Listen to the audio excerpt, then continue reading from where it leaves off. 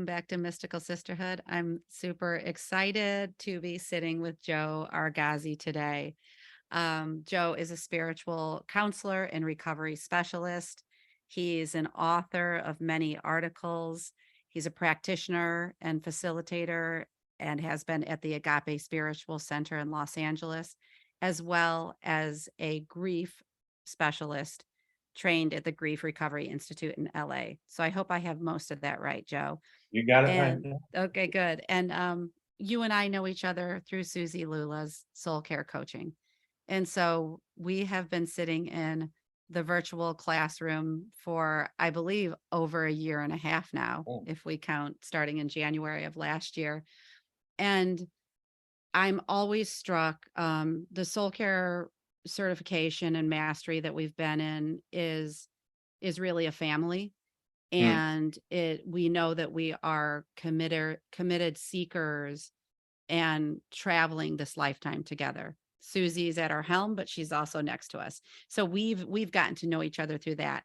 And you've always struck me as incredibly contemplative, incredibly generous in um, pr- listening and providing feedback and wisdom around your life's journey and practices you have in place.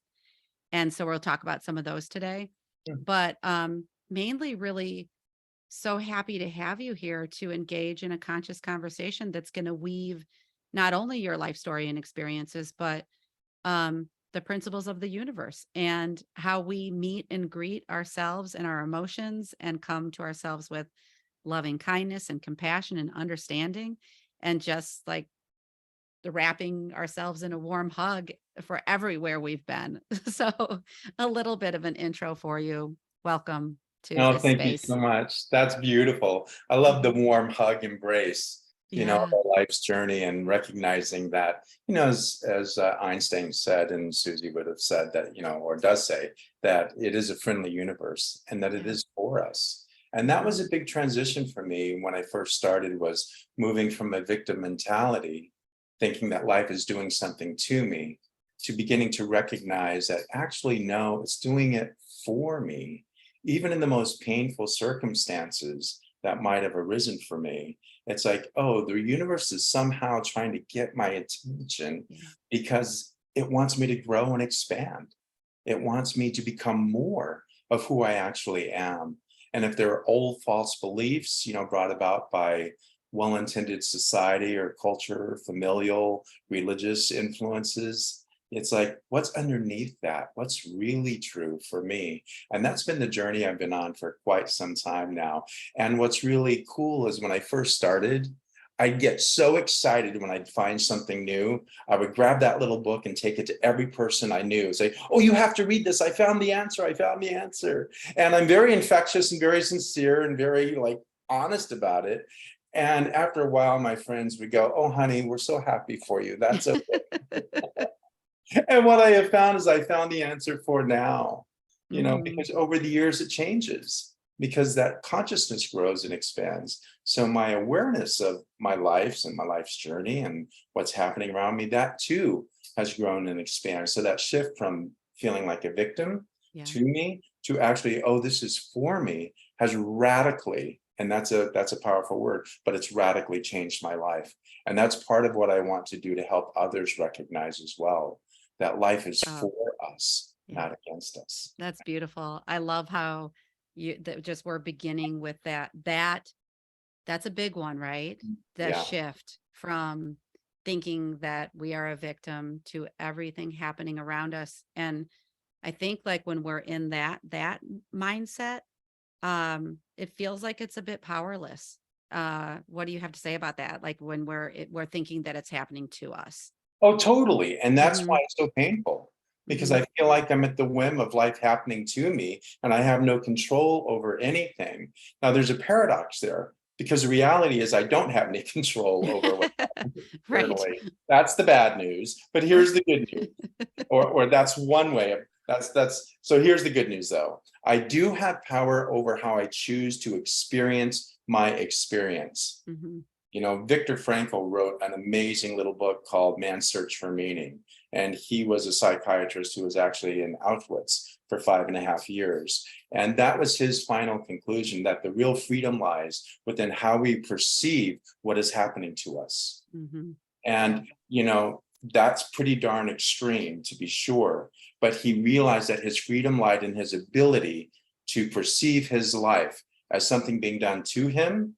Yep. And that wasn't just to say, no, it's not happening, but was there something greater that he was able to tap into, and recognizing they could not take away his ability to perceive his life the way he is choosing to perceive it. Wow. And that's real freedom. And So that's what, powerful. what I get to remind myself of over and over and over again. Yeah. Oh, wow, it's my perception. Is Yep. this for me? Hmm. And if so, in what way? Oh, maybe Hmm. it's about growing in patience. And Maybe it's about being a little more loving, a little more kind, a little more gentle. So it just yeah, depends moment by moment, right? I love it. Yeah. And that we are not constantly, that sounds like a harsh word to me, but we're always being invited to the practice Yes. and we've been conditioned to think in a certain way, so our mind that we relied on so preciously for so many years and the loops that it was in, it's the undoing and the coming with a new lens and new questions and um to kind of see things in a different way. I love the Viktor Frankl book mention as well. It's so Mm. powerful. Oh my Hmm. gosh, yeah. It's kind of hard to deny in that kind of setting, Yeah, what you found to be true. absolutely. Yeah. Joe, I think it's interesting. I always think for my guests, how did you come to be sitting here today? Is it, if you say where did this all start? Where did it begin? It may have been something pivotal in your life that woke you up. Or do you, I remember when we did sort of our pre-interview when we were talking, you Mhm. said that you were always spiritually oriented as a little boy. Um, Yeah. so yeah, Yeah. just anywhere you want to start so the listeners can get to know you a little bit. Yeah, sure. Thank you. Hmm. It goes when I look back now, I'm 66, and I look back, where did it really begin? Um, I was raised Catholic when I was a little guy.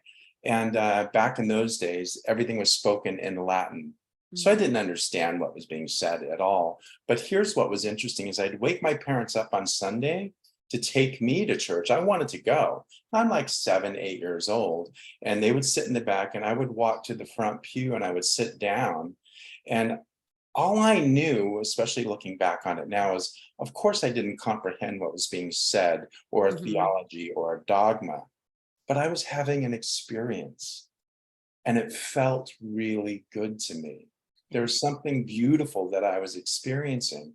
I didn't have a language for it. I didn't have words for it. All I know is that there was, and here, I didn't use this word then, obviously, but now there was a resonance occurring, Hmm. not within my mind, but within my heart, as I Yeah. sat there amongst, and I heard somebody say this now, no offense to any Catholics, but Catholicism, it's great art, not so much on the theology part. Mm. So the environment, the music, the setting, it was so conducive to me just experiencing It's something within. fascinating. Hmm. Yeah.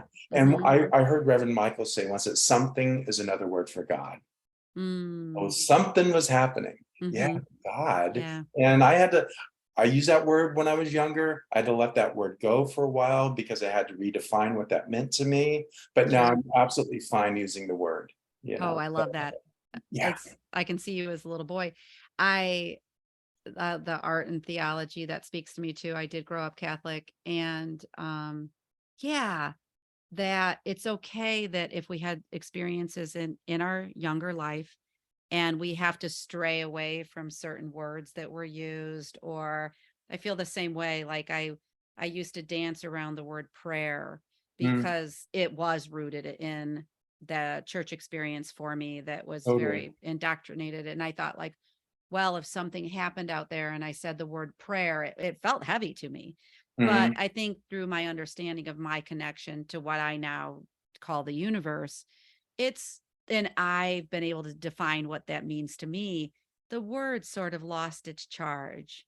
And So so I'm curious, what does it mean to you? Can you share that? Are you now, Yeah. yeah, it just means to me now I thought before it was bound to whatever Catholicism was telling me. Mm, Now it's sending compassion or sending love and light or holding someone in comfort that may need it. So it completely was stripped of anything that I used to ascribe to it. And I get to say what it is now. And right. guess what? Guess what, Maureen? You can do that with just about anything, Yeah, absolutely. There's the freedom, right? right? And Hmm. the authenticity that you and I are talking about before the podcast, Yeah. the value of who you are and bringing your light and your unique experience of whatever the languaging, the word, whatever it is, Yeah. bringing that forward, you Uh-huh. know, to Yep. be of service, right? I love it. Yeah. So you're this little boy and you're loving the energy of the church at that age. You didn't know Yeah. what and why. And then what happens as you get into your teen years? Yeah, this is great. I wasn't quite in my teen years, but I remember also in Catholicism, you go to confession, which means you go into a little room and there's a priest and there's a divider between the two of you, and then you confess your sins, and then he's sort of like an intermediary between you and God, right? And then he will absolve you, the priest, of your sins with God, and then give you some kind of prayer to recite in terms of penance.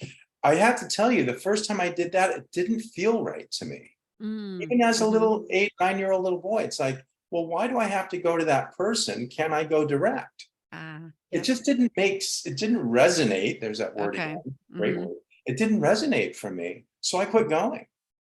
It just didn't, yeah, I thought I should be Yeah. able to go direct, you know? I So love it. I love it. Cut which out the middleman. right, cut out the middleman, right? Go direct, exactly. Yes, and that's the intelligence of a child though, I think. That Right? that is like, okay, this he's got it. And it's interesting because when I was in 8th grade, my dad switched us all to Catholic school. And I always saw it, this may have been my perception, in response to something that had happened to his family or our family, in our Yeah. family.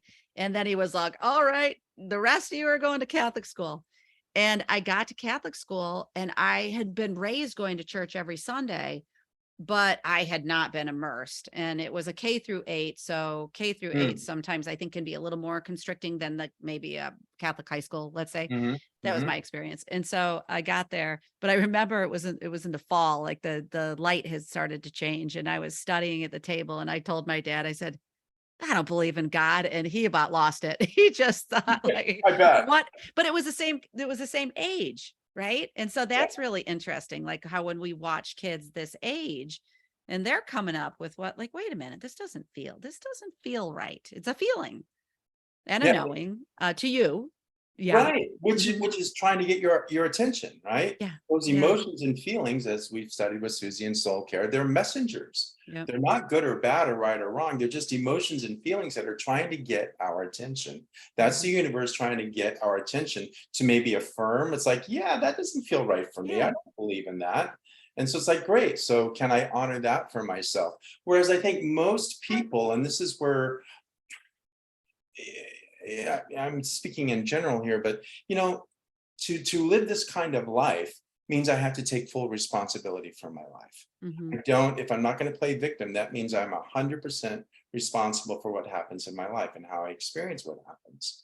Right. Yeah. So, in this redefining what God is, or redefining what religion is, or spiritual, I don't believe in God, or no, I'm going to redefine prayer that feels truthful for Yeah. me Hmm. and feels authentic for me, Hmm. which Hmm. means I'm going to go against a lot of what was said previously, a Yeah. lot of doctrine, a lot of, in church, here's their interpretation. So I have to follow what they say.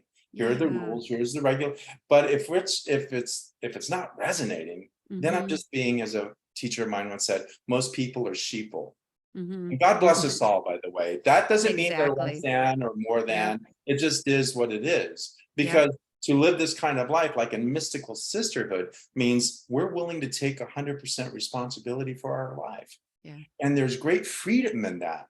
Hmm. There's work in that for Hmm. sure. Because I don't get to sit back and blame the government, blame the church, blame my family, blame anything outside myself. It all Yeah. resides within. But that's Hmm. the good news, because that's where my liberation resides. Yes. Yes. Yeah, Right. yeah. So when we're younger, there's a part of us that knows and is trusting into what we're feeling, and then a part of us that might not, because we're being very influenced by the family we're growing up, by culture, so we get pulled in both directions. I feel 100%. like. We want to Mhm, fit in. We want to mhm, belong.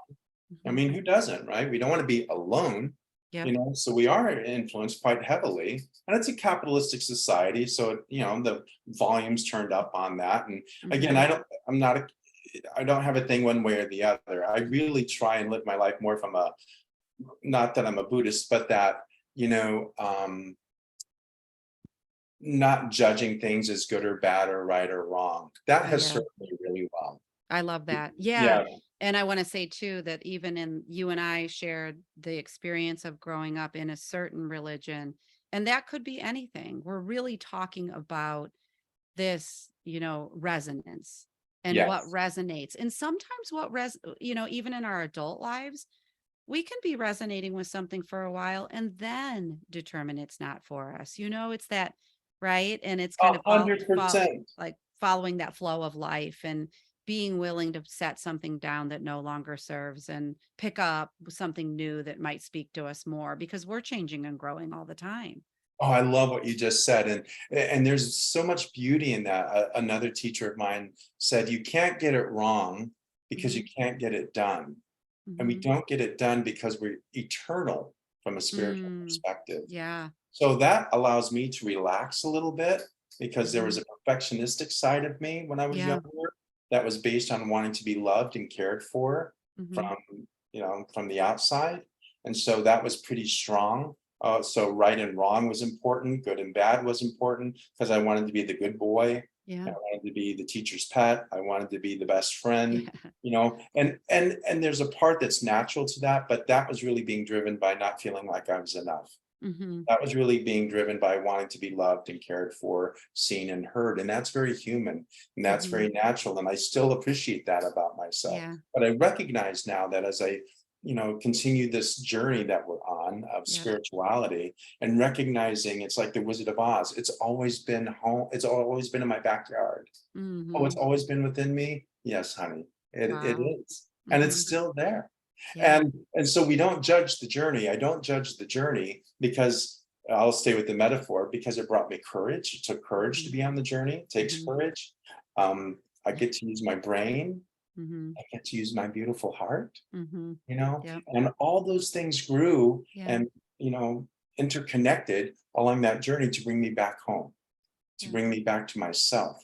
So where there is no more aloneness, Yep. right? That I'm not broken, that there's nothing missing.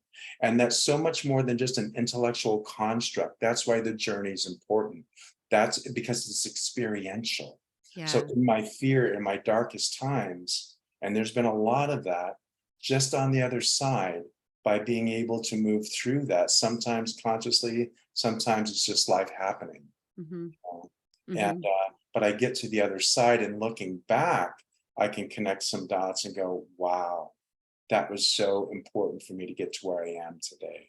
Hmm. Without that, I wouldn't have had the experience of knowing that I'm a spirit and that I'm a soul. It Right. taught me that. So yeah, this whole thing about experiential learning as opposed to just intellectual. It's everything you just shared right there. It's such a beautiful gift to share with this audience, and I'm sure the people that you have sat with throughout the years, to hear that our experiences are for us, and that's our life's journey. It seems like very profound the way that you're sharing it today. I really love it, because everything, all the from the high highs to the low lows, they're all, and that's why we're here. And that I've never heard that, what you said about it's not about reaching that answer. We're not supposed to reach that answer in this lifetime.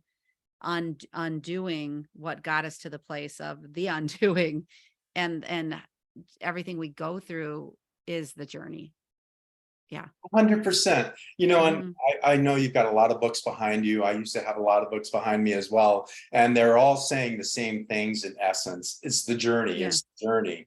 And Mm. yet, because I don't like where I am on the journey, it's like, oh no, when I get there, then I'll be okay. When I get there, then I'll be validated. When I get the bank account, the zip code, the right partner, the right something outside myself, then I'll be at peace. Then I'll be okay. Then I'll be happy. And that's the illusion. That's the It illusion. con it Mhm. constantly keeps us in a state of not being present, Uh-huh. Uh-huh. right? Or for me, certainly. Right. No, But when no. I began to work with that and catch myself and like, wow, you're way out there in the future somewhere. It's like, here's the thing. My sister, I remember having this thought. She called me a few months ago and she was having some anxiety around something future tense, maybe 6, 7 months out. And it occurred to me, so I'm 66, she's 70. And I said, honey, has anything turned out the way you thought it was going to in your Right. 70 years of life? Big pause. And I'm asking myself the same question because I already know the answer. Right. No, not Right. one thing has turned out the way I thought it was going to. And it's like, so Yeah. why am I worried 6 months needs to, it's going to be what it's going to be. And that sounds so Yes. cliche, but to Yes. actually surrendered, which means to trust life, again, back to our beginning theme that it's for me, Yeah. that I don't have to worry about, do I have an idea? I hope it turns out that way. And if not, that then something greater, that's going to be for me. Yes. Yes. Because my And life experience says nothing's going to turn out the right. way you think it's going to. So, honey, sit back, relax, be on the journey. Yes. That's Yeah. where the joy is. That's I where the love it. adventure is, the curiosity, the enthusiasm about Yes. what's happening right now. Yeah. Yeah. I love it. So obviously too, Joe, you have been called to work with people. You Yeah. because of what you've studied, what you've gone through. So tell us about that. Just if it's one-on-one or you work in groups and I also want to know that middle path. Like what happened in the middle for you which allowed you to almost, and I know it's a life's work, so it's not Yeah. just the Yeah. middle, but I'm seeing it as the middle right now of what is that sort of, sometimes we just say like you got to do the work, right? And Oh, I have a feeling there's a lot of it around emotions right here too, you honey, know? how much time do we have? Yeah. This will be a 5-hour podcast. Oh, perfect. So Then yeah, we'll yeah, yeah. we'll cover the first bit, the first third. Exactly. Yeah, this Yeah, is just a so beginning. Yeah. you're so right. And we were talking before the podcast about a wake-up call. And I think they're always going on at Yeah. some bigger than others, right? So one of my very first wake-up calls was when I was 28. And I'd been living my life, but I'd always had a dream where I wanted to find a partner and I wanted a house and I Mhm. wanted a home. What I was doing when I look back on it was I wanted to create something that I didn't have when I was growing up. Yeah. I wanted the ideal home, and I had this idea based upon movies and TVs, what that was going to look like.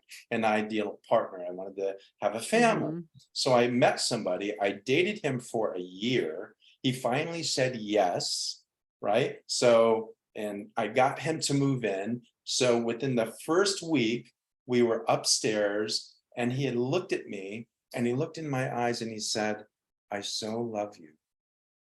And I knew he meant it. Mhm. And this just breaks my heart when I think about it, but it was like a wall went up. Yeah. It boom. And all this panic inside, I'm just smiling, of Yeah. course, and saying, I love you too. But inside, I'm panicking. A Mhm. wall went up, and all I knew is I had to get out of there. Yeah. I You had to had get away. never experienced I someone had seeing you no like that? comprehension of what Mhm. it meant to receive love Mhm. or what love was. It wasn't modeled for me in a healthy way. And I Yeah. had all these mixed ideas. But what I picked up on, the resonance was he was sincere. Yeah. He meant it. And I didn't know what to do with that. Mm. And this panic got so large Yep. within me. And I was gone within a week. I left, Mhm. I Mhm. moved out. Mhm. And I had a moment of clarity the following week was like, you need help. Yeah. There's some Yeah. wires crossed. Here's Yep. the one thing you said you've wanted your entire life. Yeah, and you And, invited that all in and it and I came to you. invited it all in, and it Yep. was as real could be. And I had no capacity to participate or better said, be present for that. Yeah. I didn't know how to receive it. And so when you see that 28-year-old, how do you hold him? It's like, oh, honey, Mhm. and it's funny, my hand goes to my heart oftentimes naturally when I Yeah. really began to do this work. It was more of an unconscious thing, Yeah. because I really, that's what I Mm. wanted. And I Mhm. thought, here's the one thing you wanted, and you had to get away as fast as possible. You Yep. need some help. And I didn't Mhm. even know what the help was. I knew I Yeah. needed therapy, but I didn't know what work we would be doing. And I remember so I found a therapist. I was going to take a year off my life because that's the kind of dude I am, right? If I'm going to do something, I'm going to tackle it. It's going to be an And be all or done. nothing, Oh, 100%. you could Get have in been done there. at 29. Exactly. Take this, and 35 years later, Right. I love it. But at that time, my little 28-year-old self said, yeah, you're going to take a year off. You're going to get better. You're going to figure it all out, and then you're going to get on with your life. Right. Yep. That Right. that really opened the door for me to begin to. It's also when I got sober, it was Mhm. recommended during the therapeutics process that things were going to come up that would be Wow. uncomfortable, and it might be a good idea for me to not drink or do Mhm. drugs. And I was on board with that. Mhm. And then, but I was going twice a week to therapy because I was really going to do it. Yeah. And then he suggested perhaps I check out a 12-step meeting.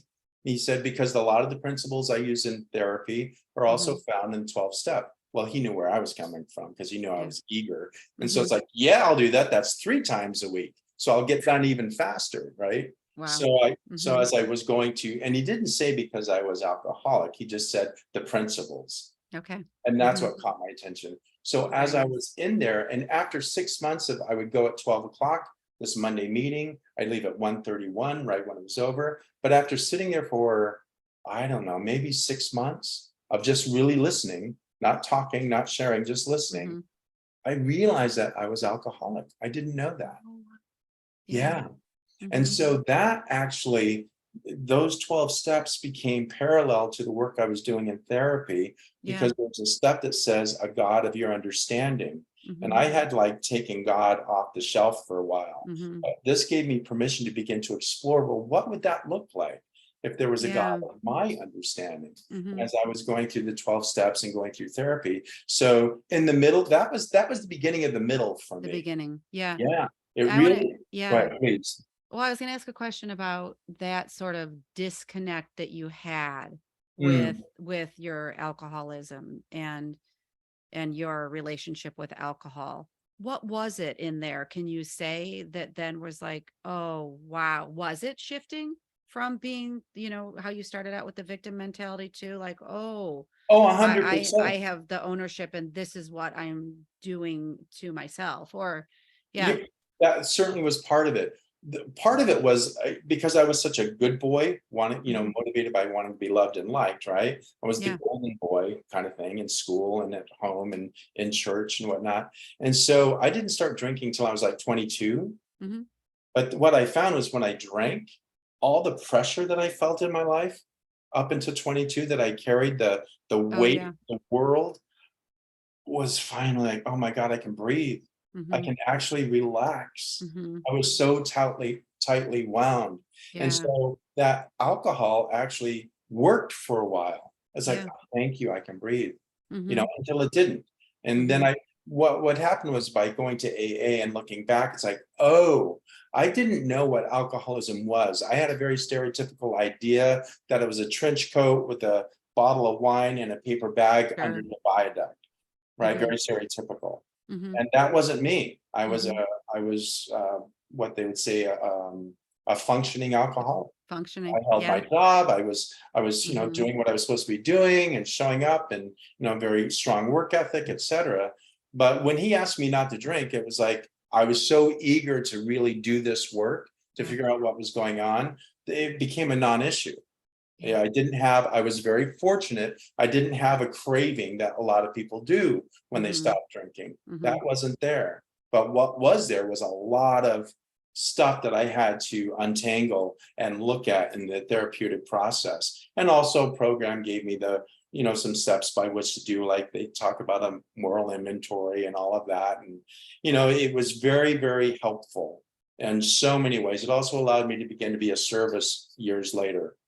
I love that. as I Yeah. stayed sober. Yeah, and it's been 34, 35 years, Amazing. and Yeah. yeah, so that program was foundational to my therapy Yeah. when I began to explore who I am, my Hmm. relationship to the world, my relationship to other people, my relationship to God, which Yeah. is the relationship to myself. Yeah. Yeah, so in that middle, and that's come in many forms. Yeah. And But was your experience in 12 step that you learned the principles, so that all the introduction and the ways to work with it, but then community was a big part of it too, and the connection 100%. with fellow, man, woman, anyone on the A path with hundred you? percent. It Hmm. was the first time that I'd walked in and people were really telling the truth, Oh yeah. Hmm. like bearing it all. Hmm. That was so foreign to me, as many Hmm. of us grew up in families, certainly mine was, everything was secretive. Yeah, for sure. Everything was hidden, everything was how it looked. Hmm. But, rarely, you just never talked about what was really going on within this family unit. Right. It's just all about the presentation. So Yeah. going into a 12-step meeting and hearing people talk so openly and honestly about their lives and about what they were feeling was it was fascinating to me. Yeah, I bet. And Yeah. it kept me coming back because the stories were like amazing. And I think that's in part what defines alcoholism. Most people would be going like, I don't think so. But an alcoholic would go, wow, that is just like Right. amazing. Tell me Yes. more. Yes, Yeah. Through definitely. Yep. identification, right? Hmm. So it's Hmm. the identification, which brings us back to I'm not alone. Yep. I'm one with, and the bigger principle there with all that is. And also for me back then, I wasn't in touch with my feelings and emotions. Right. I Yeah. was raised by a Marine, Hmm. drill instructor. So it's like I could see it on your face. So I learned very, very early on to survive by shutting down. And it was like I just lived from the head up, from here down. It's Hmm. like, not Hmm. going to happen. And it's how I survived. Good for me. Yep.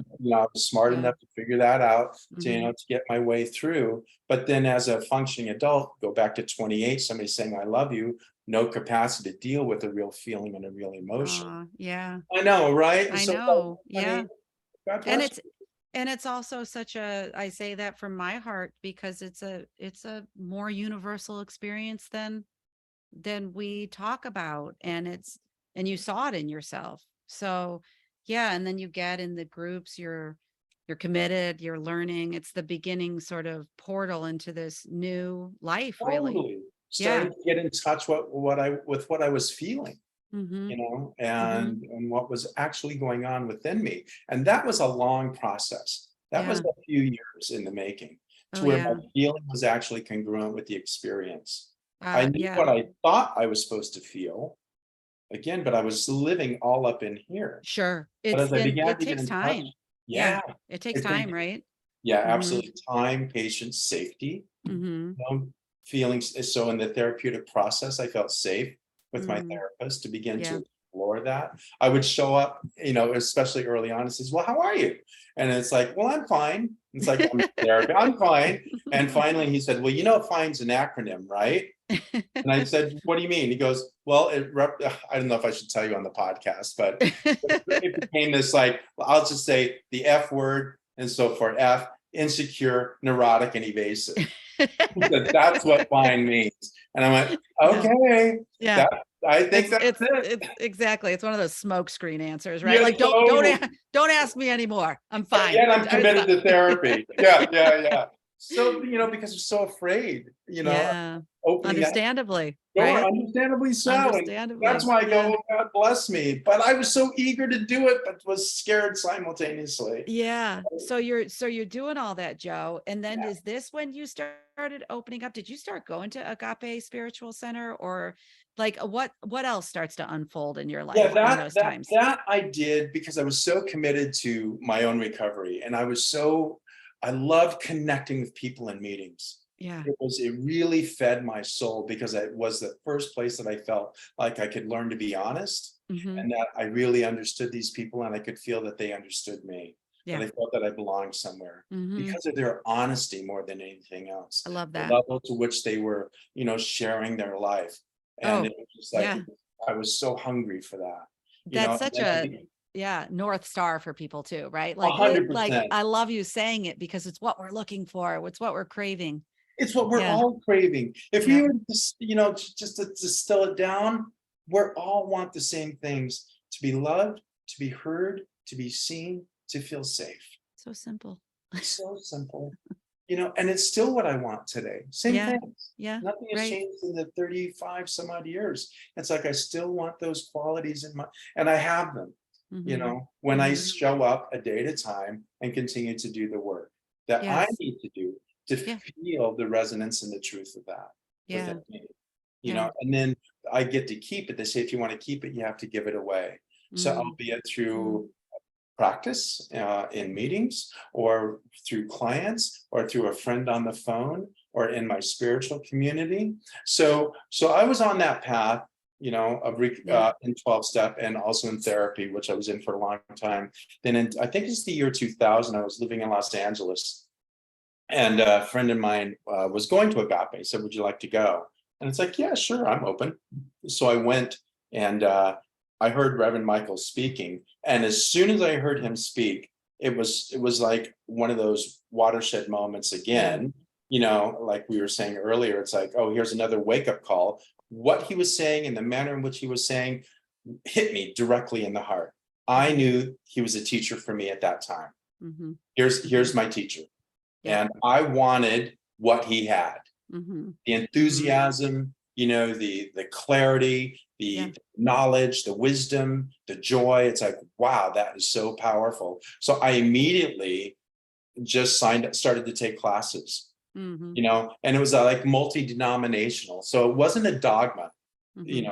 specifically. It was more about universal laws and universal teachings, which everyone in the pool, everybody's invited. And I looked at the people that were going to this spiritual center, and they were just this great, big, wonderful, black, white, gay, straight, Indian, Asian. I mean, it's just everyone's included, Yeah. all inclusive.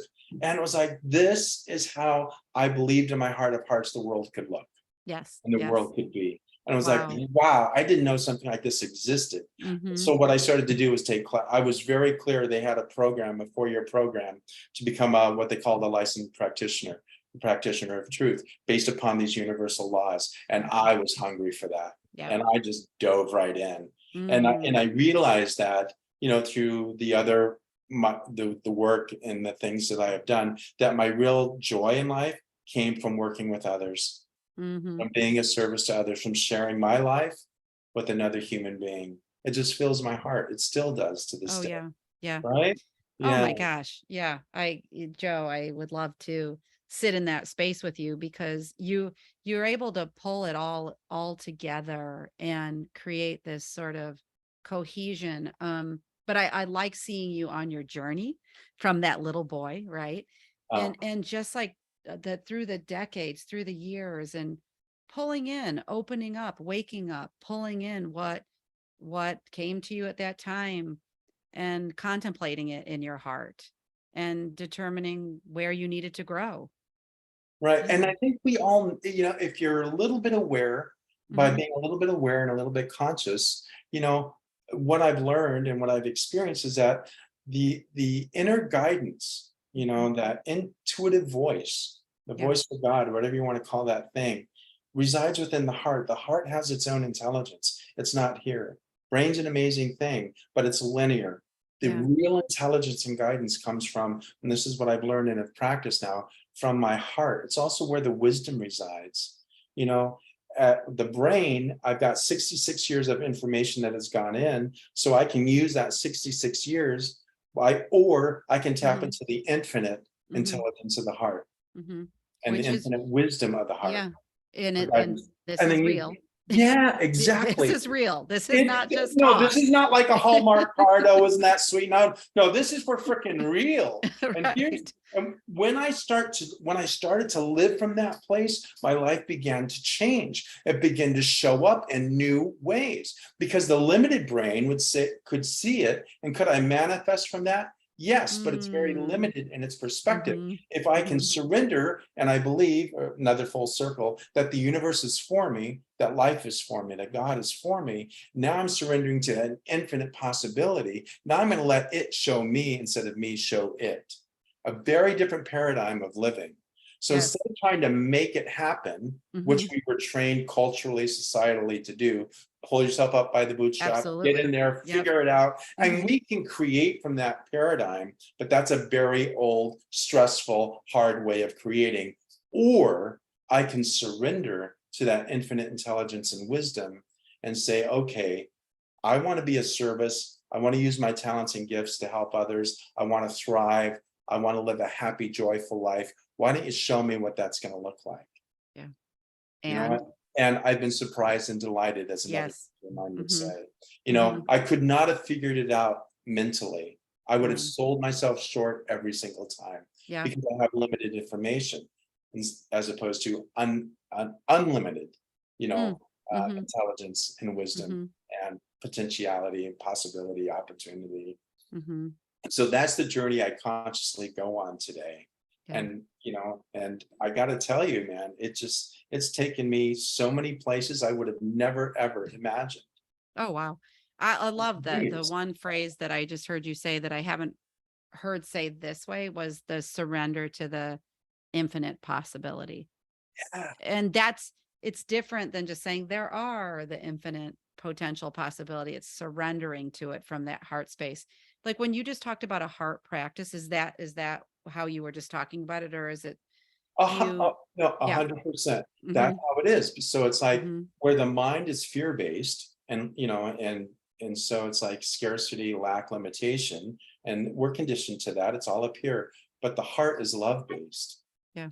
right? And so to live from a place of love, Hmm. not again the Hallmark kind of love, that's sweet and that's nice, but like for real, Hmm. to let me show up, which means I'm tapping into this Mm. source that's unlimited in its potential to Yeah. provide for me Hmm. and everyone else. No one's left out. Hmm. So it's like my greater good and the greater good of those around me. That's part of my prayer today. Yeah. How can I Absolutely. show up to be of best service to myself Hmm. and then to those around me? Yeah. And show me what that looks like. Reverend Michael said once, and I never forgot it had such a strong impact. He said, "We don't make it happen, we make it welcome." Ah, Isn't we that don't make beautiful? it Such a happen. We simple, make it you make welcome. it Yeah. welcome. So, like Yeah. with your podcast and the Mystical Sisters, right? It's like Yeah. you're making it welcome. Yeah. You're showing up. We still have to Hmm. show up and do the work, right? Yep. You get the stuff going and you figure out the technology and you figure out the time slot and the ways in which the structure looks. Yeah. But Yeah. then you're surrendering to let it go where it needs to go. Yes. It'll Yes. show you. It'll And show you the guests. It'll show you where it needs to go and who it's going to affect. And isn't that a relief that you yes. don't have to Yeah. figure that out? Yeah. Well, it's a funny thing because they'll say, okay, you got to do this batch content thing. And that means sitting and doing 6 interviews in a day. And I'm like, that's not. And so sometimes I'll get up to a week and I'm like, I got nothing, but something always comes. Something always is in that slot on a Wednesday and I can trust it and trust that it's on that meandering road and it's going to go wherever it goes. That idea of the universe knows we Yes. can, I don't know if we were talking about that last week. I think it came up thematically somewhere, but the universe knows. Let go. Let go. You're okay. You can And we trust. see it in nature all the time. Yeah. That leaf falls off that tree at its perfect moment. It's not efforting to shake the leaves off, you know? Yes. I mean, Yes. so Mm-hmm. the universe has this divine harmony to it and is orchestrated so perfectly to take care of every little creature, every sentient being, every little insect, Yeah. working in harmony for the good of the greater good. Mm-hmm. We're part of that equation. Yes, We get to be a absolutely. part of that. Yeah, we were taught to shake the trees though, and to kind of Exactly. get all the degrees and the perfect scores and the right clothes. And I said that before we taped today, but like, um, what'd you say? Not, it's not the positions or what was it? It's not what we have on the piece of paper that says we're legitimate. It's not all Yeah, like I'm it's not saying the that, possessions and it's yeah, not the possessions, whatever those are called. positions. Yeah. Yeah, Yeah. yeah. Yeah. It's not. I love Somebody it. asked, there it's like, well, maybe because I got caught up in that one more degree. Well, Hmm. maybe I'm not quite good enough. I need to, let me take that course. Let me take that class. And I wasn't doing it for in part for my own edification, but more so it was about, so I'll be certified and people will see that I am worthy of their time and their energy, that I have that I'm qualified to help, Yeah, right? So that absolutely. was really coming from a place of lack, not from overflow, I you know? love it. Yeah. And Yeah. no one's going to read that. Someone can read, like how in the beginning of the conversation today, I'm like, okay, Joe, this, and this. Eh, yeah, yeah, he's got those things, whatever. But this is where you're going to get to know him, right? A When hundred percent. when we sit with somebody, when we, when we open up our doors and just sit and break bread and all those things. Yeah. Exactly. And we're just Hmm. being our most authentic, genuine self. It's like, can it be that easy? It's like, yes, Yes. it is. I I think the way that you relate to yourself, you know, when you share, and you recently shared within our mastery group for soul care, is it's beautiful the way that you now have a relationship with what comes up for you in your life. And can you talk about that too? Like Susie does teach us that emotions are messengers. Yes. But I want to talk about that just because it's so powerful.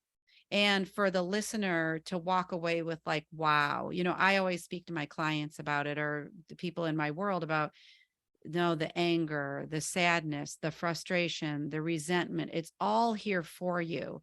And we can misidentify and think we are that. But Yes. even if we begin, like we set an intention to begin to know our inner world, the emotions that are coming up for us, like, can you talk about that some? Because I think the way that you language greeting your emotions and being with them and tending to them, Oh, why sure. it's important and how it looks for you. Sure. Thank you. Yeah, I learned this in part from the great teacher Eckhart Tolle in The Hmm. Power of Now, and the way he relates to emotions. And it was radical when I heard it, and then even more so when I began to practice it. Yeah. So what he says, for example, anger, right? First of all, I'm not going to judge. Hmm. First of all, do no harm Do no to harm. myself, Yeah. which Hmm. means do not judge my feelings or emotions, whatever they are. We tend to in our society, oh, joy is a good emotion and anger Absolutely. is a bad Hmm. emotion. No, they're not. They're just Hmm. messengers. Hmm. They're actually an indication of where I am in terms of alignment with my soul's calling. That's the Hmm. bottom line Hmm. of that, Yeah. right? So when anger comes up for me, which I used to be scared of because it wasn't anger, it was rage underneath until I began to do some work with all of that. But when anger comes up, Eckhart Tolle would say, instead of saying, I'm really angry right now, and that may be true, and we Yeah. don't want to be in denial of that, but he says, why don't we say instead, I'm experiencing anger right now? So rather than saying I am the anger, which Hmm. actually enmeshes me with it Yep. and perpetuates it, and it's hard to see anything beyond that. If I still am angry and I'm saying I'm experiencing anger right Yeah. now, that tells me that I'm having an emotion, Hmm. but it doesn't identify me as the emotion. Yeah. And it's that energy coming through, right? Exactly. There's Yeah. this energy coming through, and what's going on there, you know? And for me, oftentimes, especially with those kinds of emotions, sadness, anger, rage, a fear-based emotion. And if it's really intense, there's a great saying in recovery programs that if it's hysterical, meaning the intensity, Hmm. it's historical. Mm. It's a good That's a one. great Hmm. phrase, and I use it all the time for myself, because if the intensity is there, I automatically know it has nothing to do with what's going on in the moment. Yeah. It's triggering something out of my past. Does it have to be even the word hysterical? Does it have to be like hysterical, or can it be No, hysterical? it Like a can little just be, bit. yeah, it can just Yeah. be hysterical. It's like, oh, Hmm. well, I could be annoyed. All right, Yeah. well, maybe I'm annoyed, so be a little more patient. That's all. That's just calling you to, and Yeah. I get to own. I'm experiencing, frustration. I'm experiencing being annoyed. I'm Yeah. experiencing, Hmm. whatever the thing is. Hmm. I get to own that, Yeah. and then see what else is going on underneath that. Oh, because I'm afraid I'm going to be late at something if they don't get the line moving. Yeah. It's like, oh, so you're not trusting that there's a perfect timing here. Hmm. I play that a lot in the car. Hmm. When people are, we all, traffic's a great way to practice. It's like, and I Absolutely. tell myself all the time, well, look, it's not going as fast as you want it, so it's protecting you. You don't Mhm. know what's gonna happen down the road here. No. Just trust that, the speed limit you're going is the speed limit you're supposed to be going, and Yeah. no hurry to get anywhere, and listen to a book on. I really relaxed around this idea of wanting to, uh, uh, uh, uh, let me pause for a moment. Mhm. I've relaxed a lot into just being present with the moment Yeah. and allowing it to be what it is, Mhm. rather than thinking it needs to be something different. And what that brings to me is a feeling of peace. Yeah. And what I want more than anything is that Mhm. I want to be in a state of peace, Yeah. and from there, when peace happens, and I'm kind of going off on a little bit of a tangent, but those other emotions create constriction, right? When I'm in Yeah. a state of surrender and peace, the creative flow, that God intelligence, that wisdom flows through me easily and without effort. And I Yeah. can hear it, I can sense it, I'll know what the next indicated step is, and that's all I have to do. It's Yeah. not 2,000 steps down the road, it's just the next two. Yeah. That's all you do, you If know? yeah, and if you if a listener on the call today listening to the conversation thought this present moment is bigger, I don't understand it, how do I even get there? What's one simple cue that you would give to them, or just almost Okay, listener, this yeah. is going to be challenging, and and I'll give you a little caveat here, but for things like that, for actually all of it, acceptance.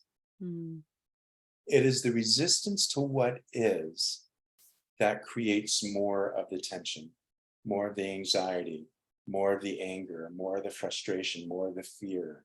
mhm, It's the resistance that's doing that, the resistance to what is. If I'm able to, even if I hate it, and sometimes I do my best to find some way to make peace with what is, to mhm, come into acceptance of it.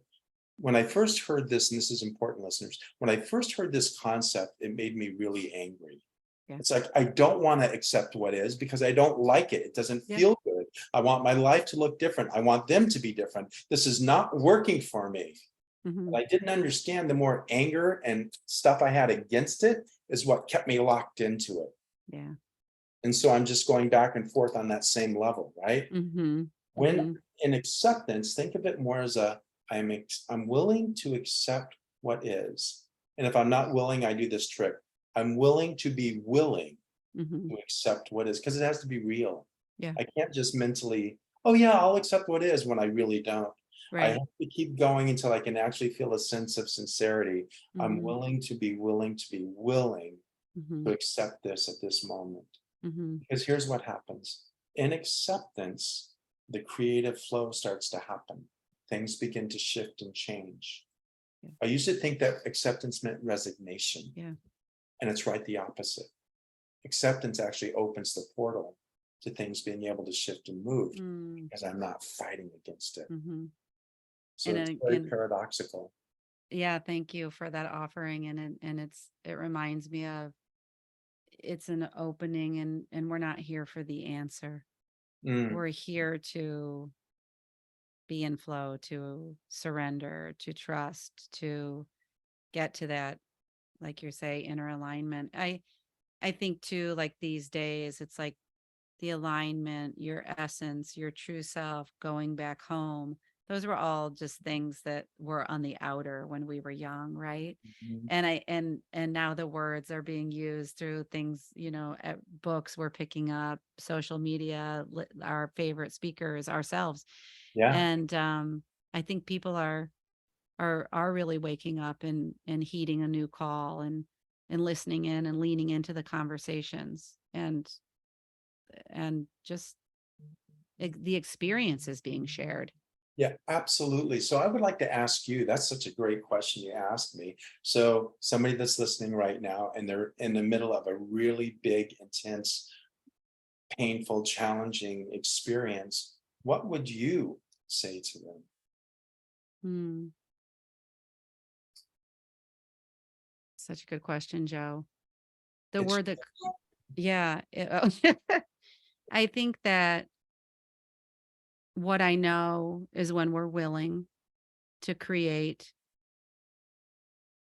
an opening, if we're just willing to sit Mm, and invite light in, a willingness to just, I just seeing like the sitting to create the space, like you're saying, the answers and just the power of the breath and mm, taking, you know, just and it doesn't have to be, but it's just that willingness. I think the willingness is the biggest thing. mm, Are you willing to um hold another possibility? Are you willing to possibly see yourself in a new way? I think to me it's mm, are you willing to listen to the question or questions or mm, some new questions? Because I've always thought the power of the question too. I think that's why I like podcasting a lot. mm, And here you are turning it on me.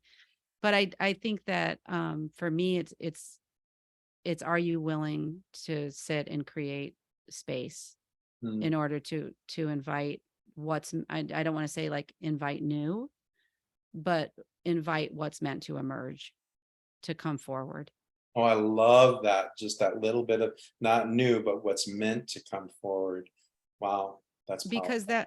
that Thank you. whole I've been getting a lot of signs or information lately about, like I pulled a card the other day and it was the picture of a gem, and that idea that the diamond or the gem can be on, you know, it can be in the earth, and it's Mhm. got all the dirt and the earth, and we know that that's where gems grow, right?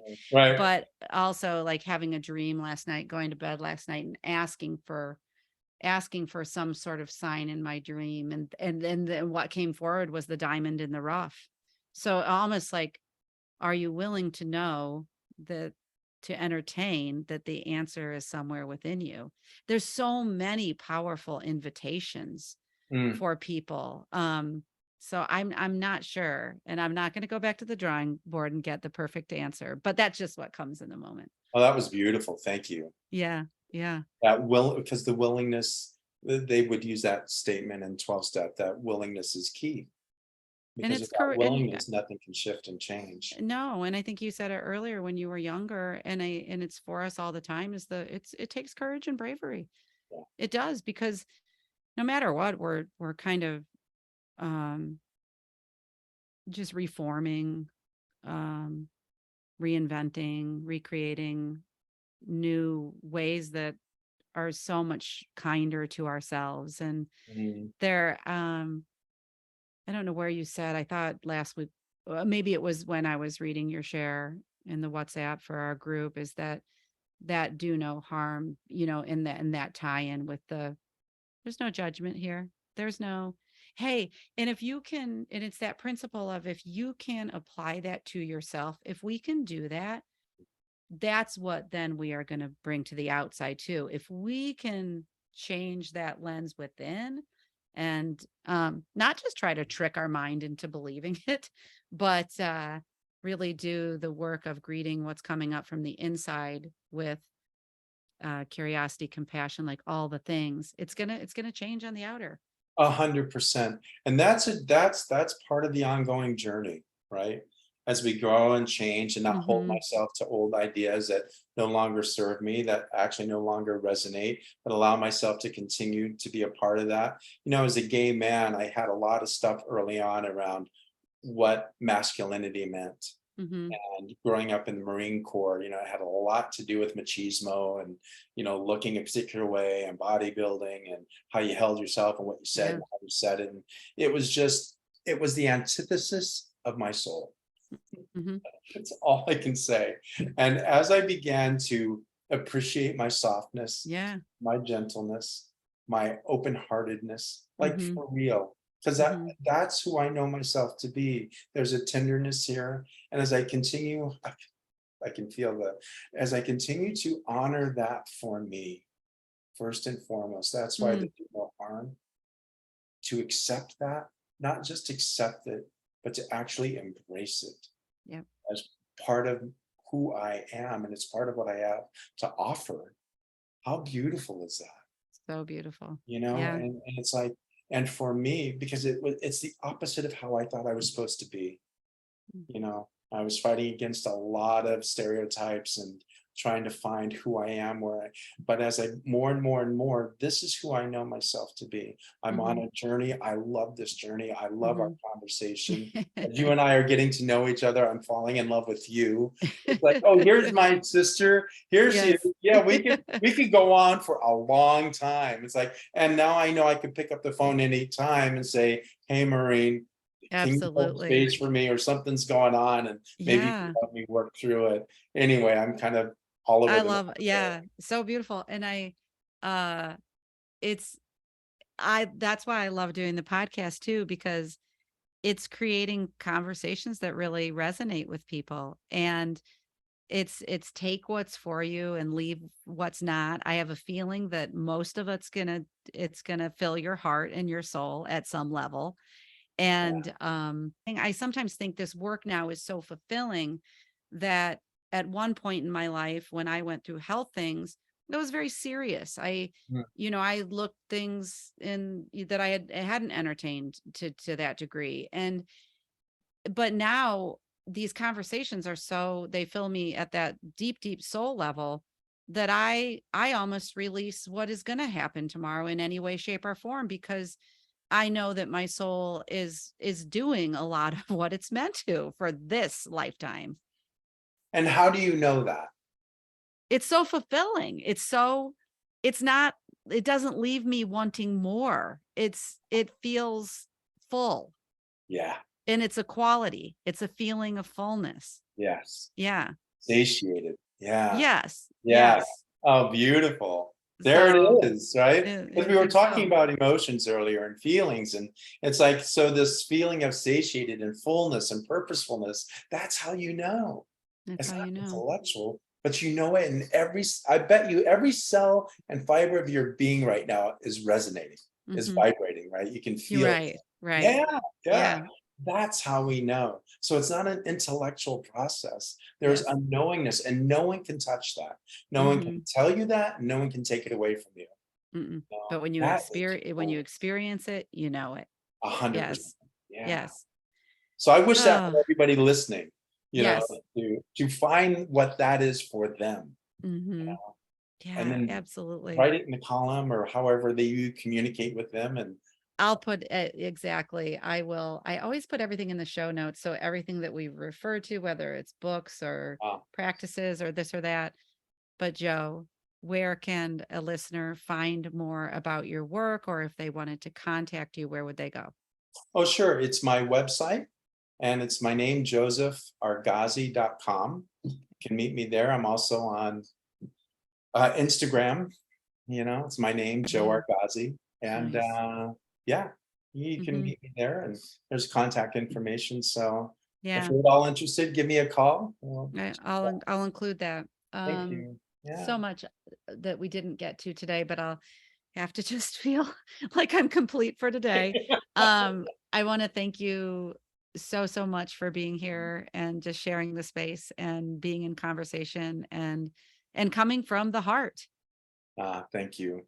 Yeah, Yeah. likewise. Likewise. I think there's going to be more of this in the future. Yes. There's a Yeah. whole one on health that would be awesome for us to do.